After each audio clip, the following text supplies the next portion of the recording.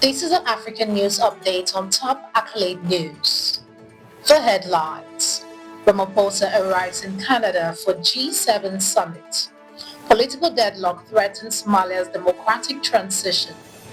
Zambia's late president to receive state funeral. Kenya Airways unveils $400 million fleet expansion plan.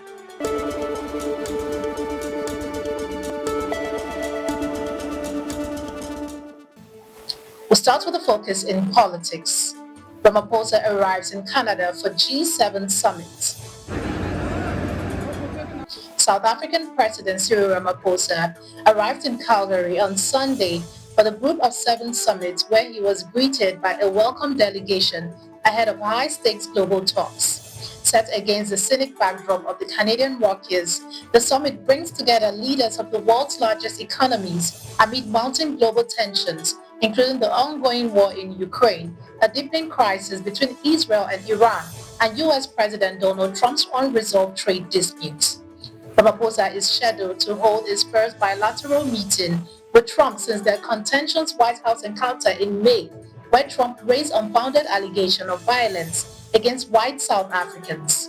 Ukrainian president is also expected to attend and meet with Trump, marking a potentially tense reunion following their earlier Oval Office clash. Still in politics, political deadlock threatens Somalia's democratic transition. Efforts to initiate political dialogue in Somalia have stalled after opposition leaders twice rejected the president's call for talks, citing concerns over transparency and inclusivity. The deadlock comes as the president pushes for long-awaited one-person, one-vote elections, a milestone Somalia hasn't seen in over 50 years. Despite forming a new political alliance with 3 federal member states, key regions like Jubaland and Portland remain outside the coalition.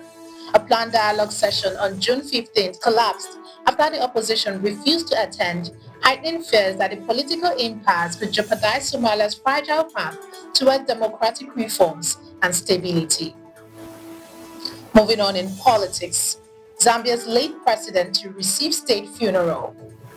After days of tension and negotiations, Zambia's government and family of former President Edgar Lungu have reached an agreement on state funeral arrangement following his death 11 days ago in South Africa.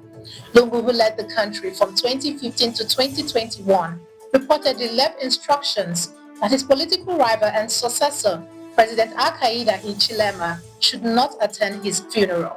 However, the two sides have now agreed that Hichilema will preside over the state funeral on Sunday, June 22nd. Lungu's body will be flown into Lusaka on Wednesday, lie in state at his home, and will be available for public viewing for 3 days before the official ceremony. The family, while apologizing for the drawn-out process, emphasized it was honoring Lungu's final wishes. Burial is set for next Monday, though the location remains undecided. Shifting focus to economy, Kenya Airways unveils $400 million fleet expansion plan. Kenya Airways has unveiled a bold $400 million plan to expand and modernize its fleet over the next 5 years, aiming to grow from 34 to 53 aircraft by 2029.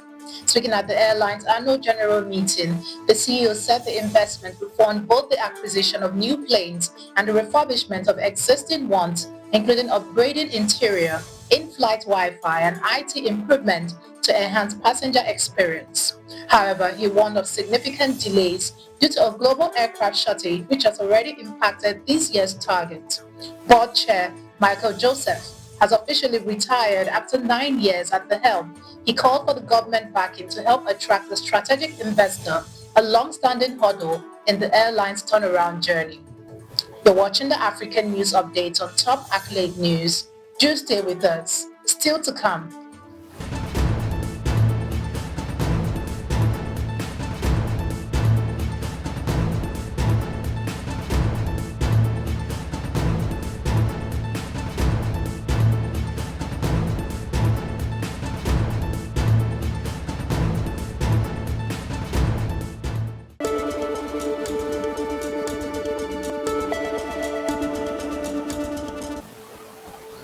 Thanks for staying with us. In international relations, Trump administration targets 25 African nations in proposed travel ban expansion. The Trump administration is considering a sweeping expansion of its travel ban to include 36 more countries, 25 of them in Africa, citing national security and documentation concerns, according to a leaked U.S. State Department memo.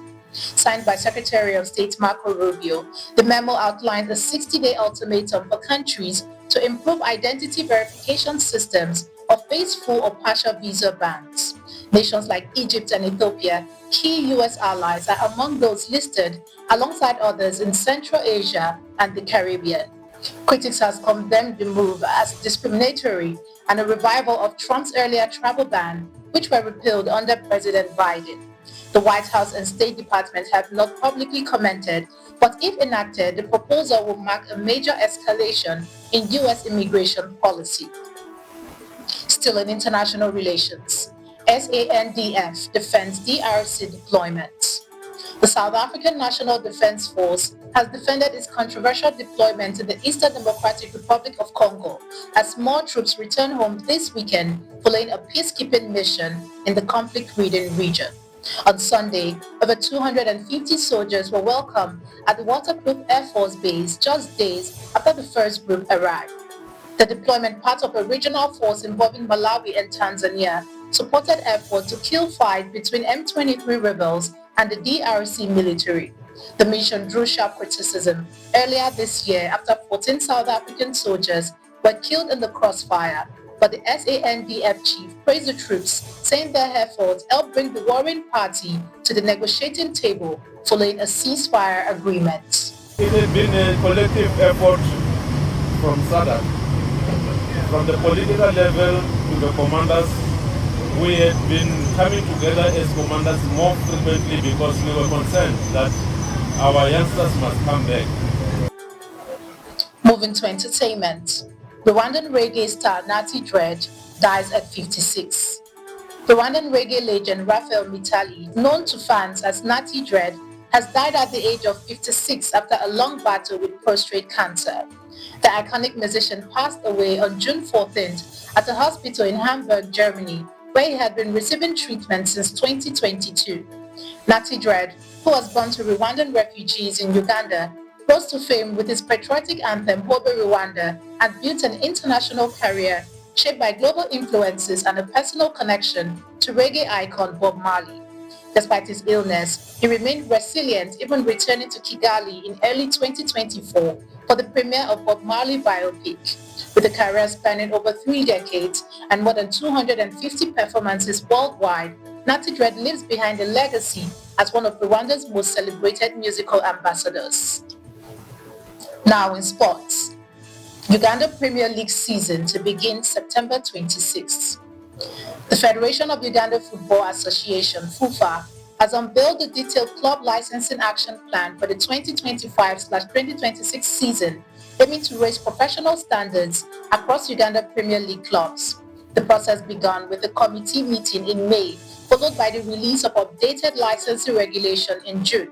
Key dates include the opening of club registration on July 1st, physical inspection in mid-July, and document submission by the end of July.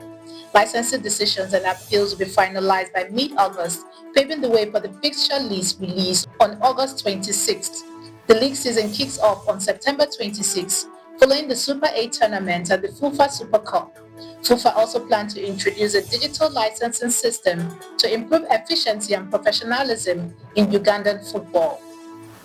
That concludes our African news update for today. Stay tuned for more African news and developments. Thanks for joining us. I am Ojorumi Okocha. Connect and engage with us on all our social media handles. Do have a wonderful day.